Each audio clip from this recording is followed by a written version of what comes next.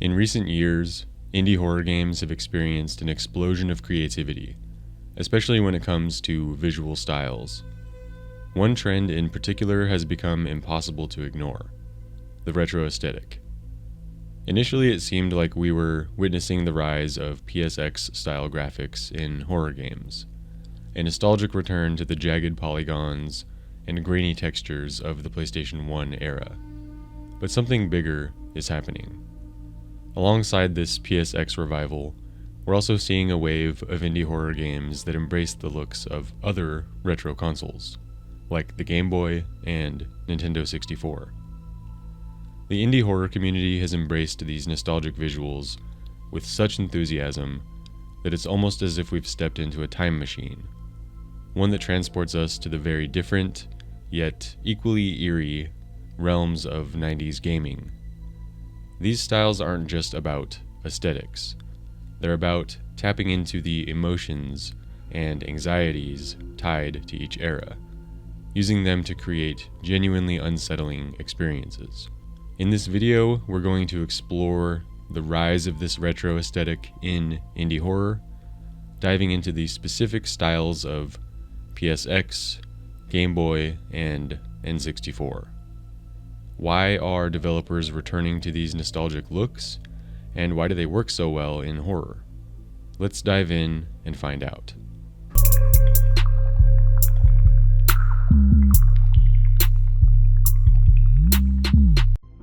We can't talk about the retro horror trend without starting with the PSX aesthetic. The PlayStation 1 era was a time when 3D graphics were in their infancy.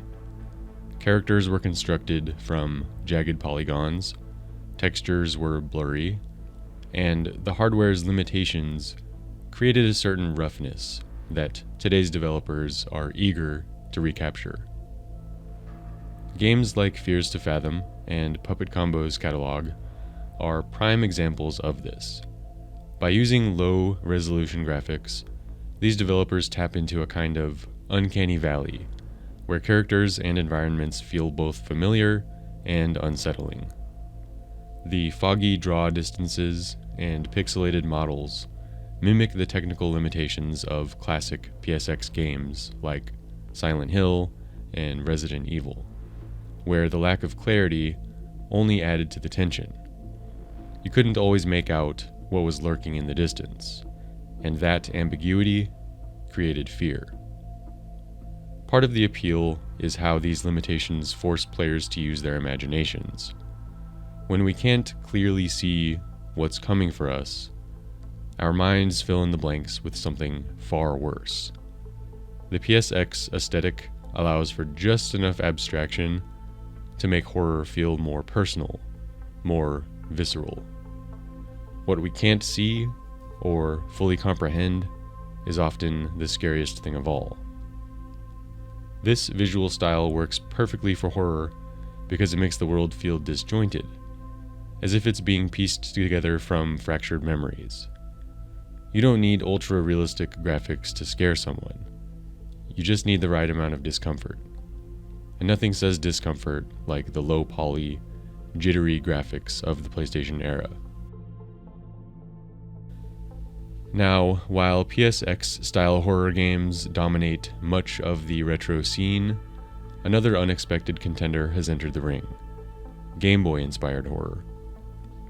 You wouldn't think that the bright, simple visuals of a Game Boy would lend themselves to horror, but indie developers are proving that this style can be just as terrifying.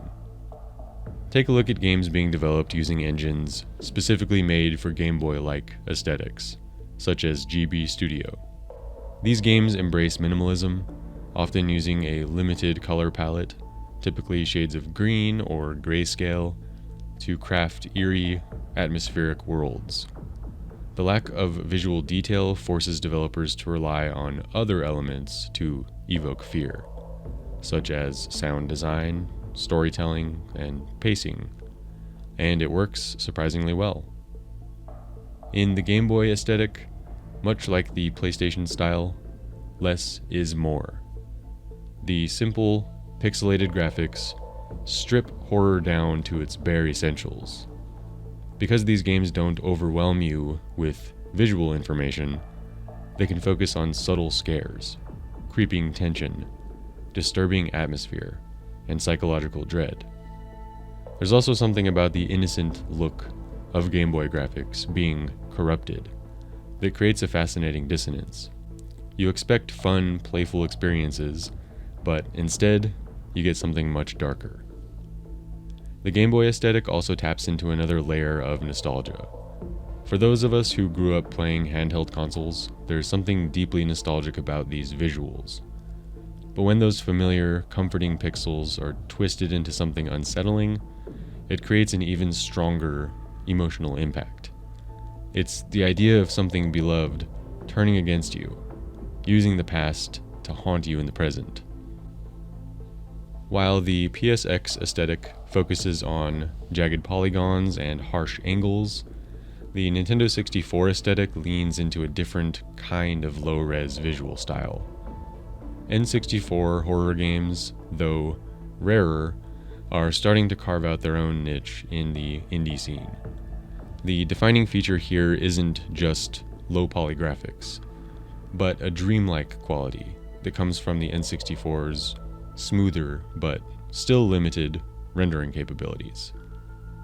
Games inspired by this era tend to have a surreal, almost hazy quality to them. If the PSX aesthetic is jagged and raw, N64 inspired horror is softer but no less eerie. Games like Perfect Dark and GoldenEye 007 had a certain surrealism to them, partly due to the limitations of the hardware, and indie devs are now taking that same surrealism and applying it to horror.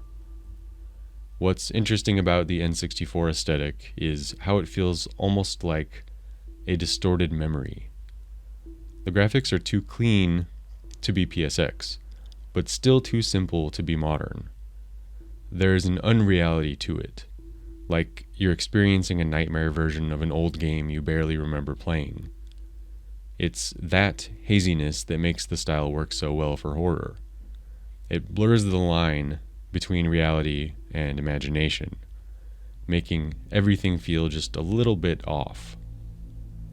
N64 horror games often focus on surreal environments, abstract shapes, and dreamlike lighting to create an atmosphere of unease. Much like the other retro styles, the imperfections of the graphics make the experience more unsettling. And for those of us who grew up with the N64, that nostalgia adds another layer of unease as we navigate these strange, familiar yet unfamiliar worlds. So, what is it about these retro aesthetics, whether it's PSX, Game Boy, or N64, that works so well in horror? At the core, it's about creating a sense of unease through abstraction.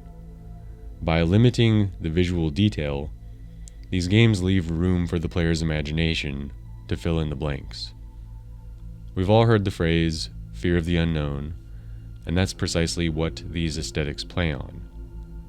When you can't clearly see what's happening in the game world, your mind starts to generate its own horrors. Beyond that, these retro styles tap into our emotional memories. Nostalgia is a powerful tool in game design, especially horror. By recreating the look and feel of the games we played as kids, these indie horror titles evoke a strange mix of familiarity and dread. It's almost like revisiting a childhood memory, only to find that something has gone horribly wrong. That's what makes it so effective. These games feel like fragments of the past, but twisted into something dark and unsettling. There's also a practical element at play here. Indie developers, by and large, don't have the resources to create hyper-realistic games with cutting-edge graphics. Retro aesthetics allow them to focus on what really matters in horror: atmosphere, sound design, and pacing. When you strip away the need for high-fidelity visuals, you're left with the essence of what makes a game scary. The PSX, Game Boy, and N64 styles give indie developers the perfect playground to craft unique, deeply unsettling horror experiences without needing massive budgets. One of the most fascinating subgenres within this retro horror movement is the deliberate creation of lost media games. This concept taps into a different kind of nostalgia, one tied not just to games we remember, but to games we never got to play because they were never officially released, or were supposedly lost to time. Games like Shipwrecked 64 and the Haunted PS1 demo disc play into this idea. They're designed to look like they were part of some long-forgotten gaming history, games that could have existed in our childhoods but didn't. These aren't just stylistic throwbacks. They aim to evoke the feeling of finding a hidden relic from the past, an artifact that was buried, unfinished, or abandoned. There's something uniquely eerie about the idea of discovering a lost game, especially when that game is haunted by a kind of dreamlike, corrupted nostalgia. The concept of lost media in horror ties deeply into the uncanny. It's the feeling of something familiar, yet unfamiliar, like a forgotten memory resurfacing, but in a twisted, broken form. These games are made to feel like fragments of history, but they also suggest that something about them was meant to be forgotten. Maybe there's a reason this game was never found, never completed, or never talked about again, and that's where the horror lies. Take the Haunted PS1 demo disc, for example. This collection of indie horror games presents itself as a throwback to the demo discs we used to get in gaming magazines, but with a dark twist.